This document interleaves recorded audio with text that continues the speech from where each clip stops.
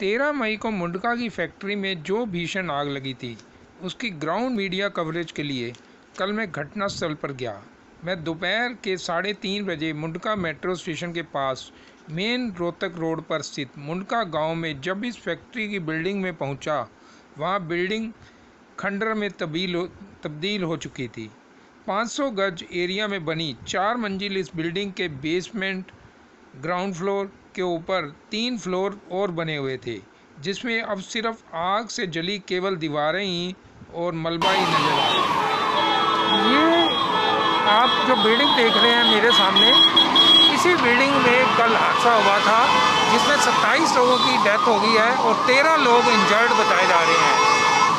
जो जख्मी थे उन सब की छुट्टी दे दी गई है, और लेकिन जो डेड बॉडीज है वो संजय गांधी हॉस्पिटल में है, जिनको आइडेंटिफाई करने की कोशिश की जा रही है। एनडीआरएफ के कर्मचारी अभी भी मलबे से तलाश कर रहे थे कि कहीं कोई मिसिंग लोगों के अवशेष मिल जाएं। इस घटना में अब तक 27 लोगों की मौत की पुष्टि हो चुकी है, जिसमें से केवल 8 की पहचान हो चुकी है। वहाँ मुझे एक लड़की मिली जो आग से जख्मी हो गई थी। मैडम, आप यहीं काम करती थी? आपको भी चोट लगी है क्या? तो देखिए, ये इनके हाथ देखिए कितने जल गए हैं। कल क्या हुआ था? आप पहले अपना नाम बताइए। मेरा नाम साजिया परवीन। हाँ जी, साजिया परवीन। शाजिया। क्या हुआ था कल? आप ऑफिस में आए थे? चौथी मंजिल पे मीटिंग चल रही थी, हम लोग उसी में थे, 300। हाँ जी। और अचानक से आग लग गई नीचे। अच्छा, एक तो आदमी बाहर निकला लाइट जलाने के लिए, तो देखा कि आग 3री मंजिल तक पहुंच चुकी है। तो आग कैसे लगी? कुछ आपको पता लगा कि कैसे? नीचे जनरेटर से बताया जा रहा है कि लगी। जी, यही हमें भी सुनने में लग रहा है, जो लाइट कटी शॉर्ट लगी ना, उसी से आग लगी। अच्छा, कितने लोग काम करते थे? इसमें 300-400 काम 300-400 लोग काम करते थे। तो आपकी ड्यूटी कौन सी, सेकंड फ्लोर पे होती थी कि ये? नहीं, चौथी। तो कल कोई मीटिंग बताया जा रहा है, कल मीटिंग थी? जी, तो नहीं, हम लोग सारी लेडीज मीटिंग में ही मौजूद थे। अच्छा, तो आप कैसे बची फिर? कैसे आपको किसने बचाया? मंजिल से हम रास्ते से नीचे आए सर के। चौथी से? चौथी मंजिल से नीचे आए। अच्छा, नीचे आए। तो नीचे आने के बाद फिर कैसे उतरे यहाँ पे नीचे? हमें कुछ पता नहीं, हम बेहोश हो गए। आप बेहोश हो गए थे? एक व्यक्ति रो रहा था। पता करने पर पता लगा कि उसकी पत्नी का कोई पता नहीं चल पा रहा है। वो सभी अस्पतालों के धक्के खा चुका है। किसी अधिकारी और नेता ने उसकी मदद तक नहीं की।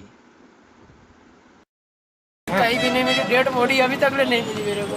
तो क्या बता रहे हैं पुलिस वाले? क्या बता रहे हैं? कुछ नहीं जवाब दे रहे, कुछ नहीं कह रहे, कुछ जवाब ही नहीं दे रहे। बता नहीं रहे। आपका नाम क्या है? मेरा नाम नसीम है। नसीम है। तो हम उम्मीद करेंगे कि जल्दी आपको पता लगे। मुझे वहाँ एक निगम पार्षद और उनके साथी भी मिले, जिन्होंने फैक्ट्री से कई लोगों को रस्सी, सीढ़ियों और क्रेन की मदद से सुरक्षित निकाला था। हाँ जी, विजयमान जी, आप यहीं रहते हैं? आप गांव से ही हैं? तो क्या हुआ था कल? आपको जो बताएंगे। लगभग 4 बजे के आसपास से शॉर्ट सर्किट हुआ था। हाँ हाँ। 4 दिन मैसेज आया था मुंडका ग्राम सभा संगठन है, एक समाज संगठन।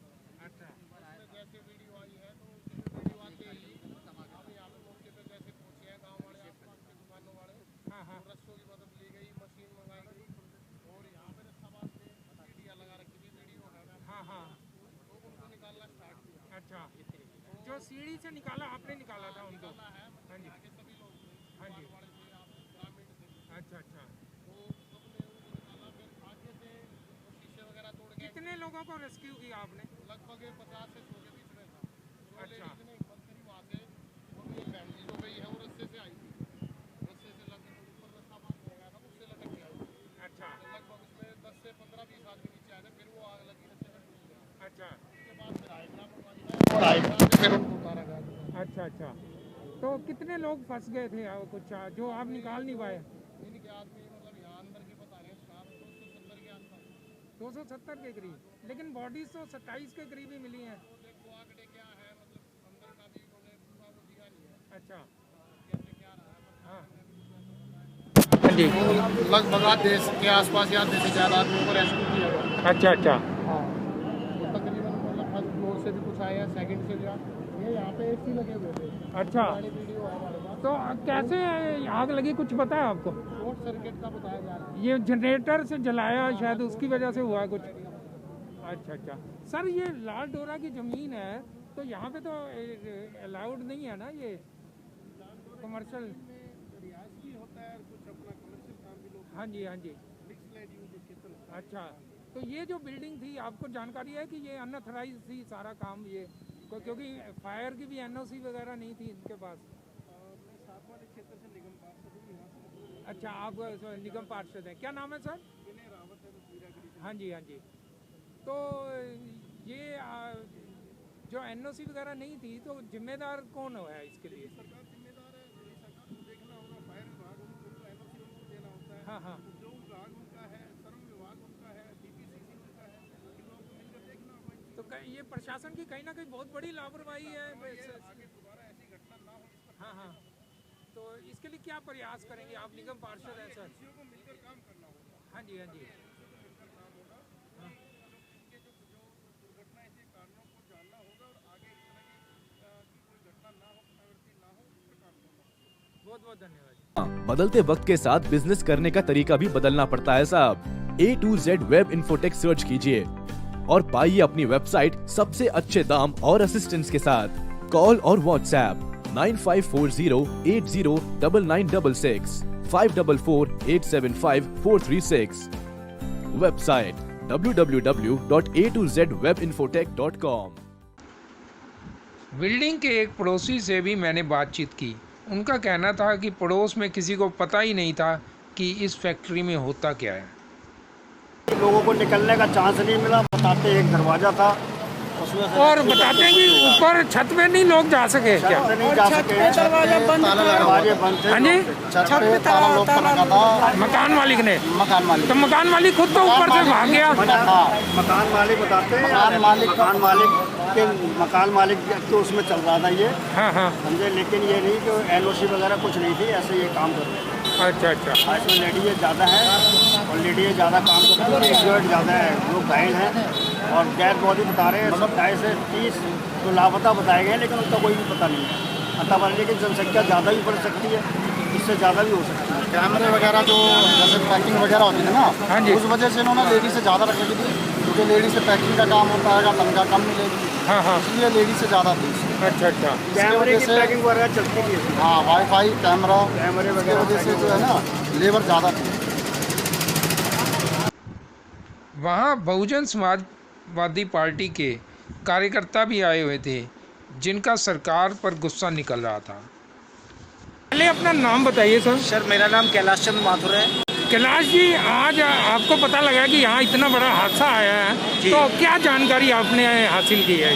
हमने जो जानकारी हासिल की है, यहाँ जो हादसा हुआ है वो इतना दर्द देने वाला है कि बर्दाश्त करना मुश्किल है। यहाँ जितनी भी डेथ हुई है वो तकरीबन मजदूर तबके की हुई है। तो यहाँ पे 4,000-5,000 की सैलरी लेकर काम कर रही थी, लेडीजें थी, लड़कियाँ थी, जिसमें कुछ नाबालिग भी थी। हाँ जी। और इतनी इस बिल्डिंग की एनओसी ना होने के बाद भी इतनी बड़ी तादाद में लोगों को यहाँ इकट्ठा होने दिया गया, इसके लिए एमसीडी और यहाँ की प्रशासनिक पूर्ण रूप से जिम्मेदार है कि बिना एनओसी के भी इतनी पब्लिक इकट्ठी क्यों होने दी गई।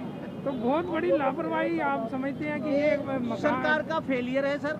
हाँ जी, इस तरह सरकार का एक नहीं अनेकों ऐसी जगह हैं जहाँ पे जान माल का खतरा तो है। केंद्र और सरकार की उनपे- जिम्मेदारी मानते हैं या दिल्ली सरकार की? नहीं सर, मैं मुख्य रूप से केजरीवाल जी और एमसीडी की जिम्मेदारी मानता हूँ। अच्छा। और यहाँ जो प्रशासन क्योंकि है एनओसी देने का काम तो फायर ब्रिगेड का है जी, और फायर ब्रिगेड तो दिल्ली सरकार में आती है जी, और एमसीडी अब केंद्र सरकार के अंदर आती है। ये दोनों ही जिम्मेदार हैं। हाँ हाँ। और दिल्ली पुलिस भी जो है केंद्र सरकार के अंडर आती है। यहाँ बहुत बड़ी लापरवाही, इसको कह लो, एक तरह से कह लो घूसखोरी। बगैर इतना बड़ा काम बगैर घूसखोरी के तो एरिया में हो नहीं सकता। और केजरीवाल कहते हैं मैंने तो करप्शन खत्म कर दिया।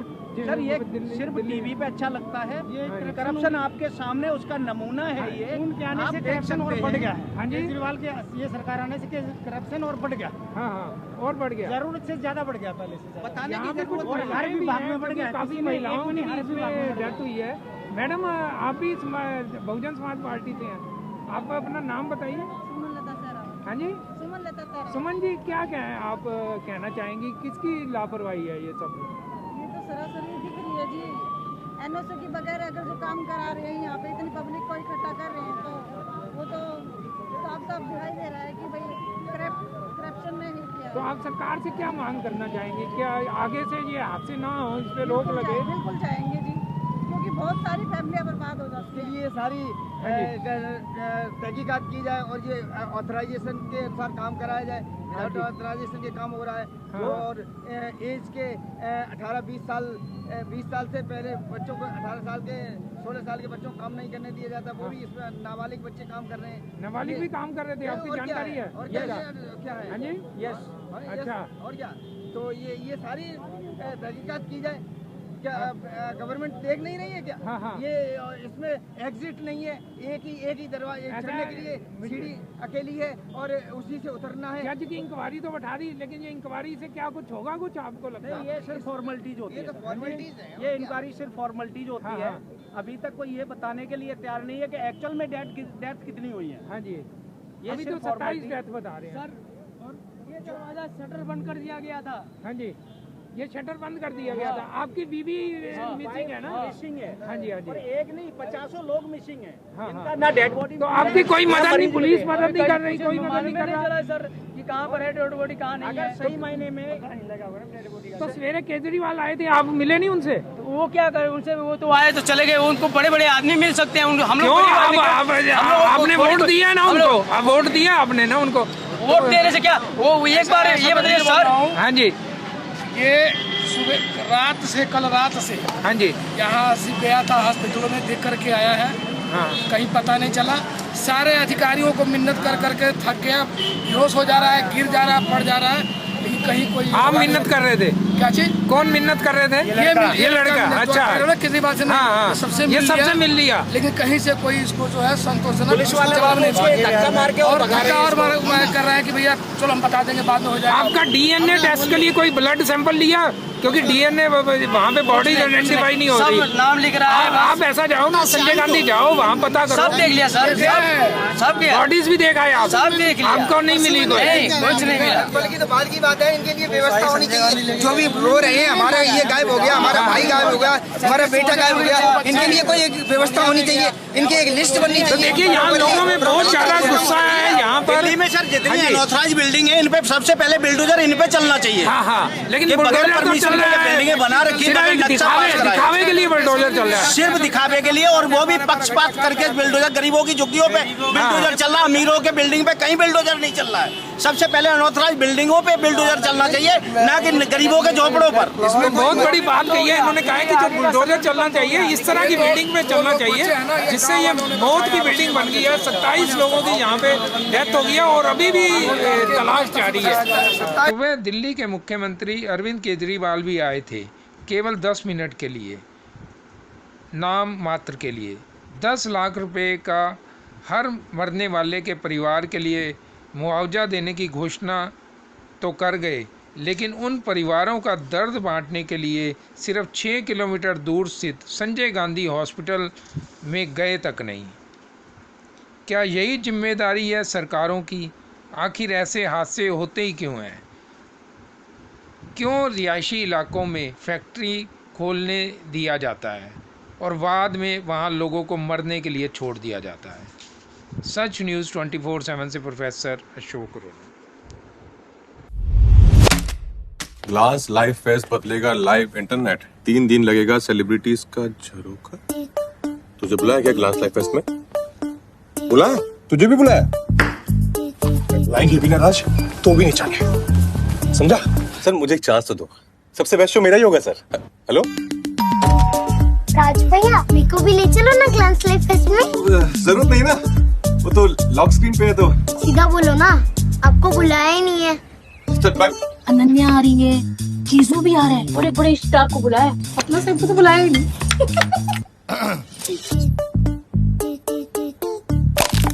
राजकुमार का तो पता नहीं, बट पूरा देश शामिल होगा ग्लांस लाइव फेस्ट में। सेलेब्स के साथ लाइव शोज एक नए अंदाज में, अनोखे ब्रांड लॉन्चेस, पूरे देश के साथ तंबोला खेलने का मौका और बहुत कुछ। Only on Glance live fest. अब इंडिया लाइव करेगा from 3rd to 5th June. कुछ भी हो जाए, फोन लॉक ही नहीं होने देना है।